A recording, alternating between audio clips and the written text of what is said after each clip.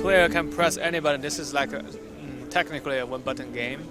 I can even push the thumbsticks as if it's a button to blow the flower, and the flower blooms when petal gets carried by the wind, and then I can tilt my controller, tilt to the left, tilt to the right, go up and go down. So you can play it one-handed, two-handed, you can make a loop by physically looping the controller, right? You can go backwards. You have basically 360 degrees of freedom. And if you run into other flower, you bloom them, and the petal join you to kind of speed up, the wind. So part of the gameplay is like playing Myst. You're trying to figure out how this world works, how each dream works, and the goal for the level is to figure out what the flower wants and satisfy that dream. Then once you complete the dream, you are bring back to the room. Okay, so here, we have a relatively attractive main pass for the hardcore player who's trying to figure out how to solve environmental-based puzzles.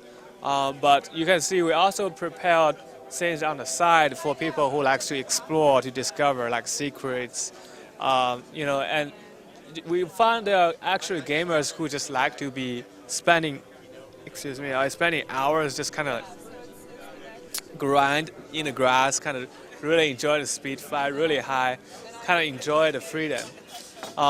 We also prepared for gamers who like to just look at the screen. We have a screensaver mode. Like if you put it down, it will go to show you what the world looks like before and after you convert the world. Like if you want to come back to play it again, you just pick up the controller, you return to the game. So we don't have any like time pressure for the player. You can play it in any pace you want. You can play it in the slow motion by not holding down any buttons. You can also play it like a speed run by constantly holding down the button, just trying to do as fast as you can. It's totally upon your decision. Also, like during the cutscenes, as a player, I can keep playing. I can play around with my swarm. So really, it's more like a performance, like a dance. The better player who play the game will create a better show for the rest of people. Also, the sound and the music is a big component for the game. If you play the game, you will hear that each flower sound is a note, so it will fit with the music. But the better player who play the game can control when each sound happens. So you can actually make the sounds more chilled with the music, and create a better experience for you and also for the people you show the game to. When you have a feeling that the existing game industry is not explored, there will be new gamers. Like there will be people who say, "Oh, what is that? That looks interesting." Which they probably hate all the traditional games, but then once they come in to play the game, it has to be very accessible, right?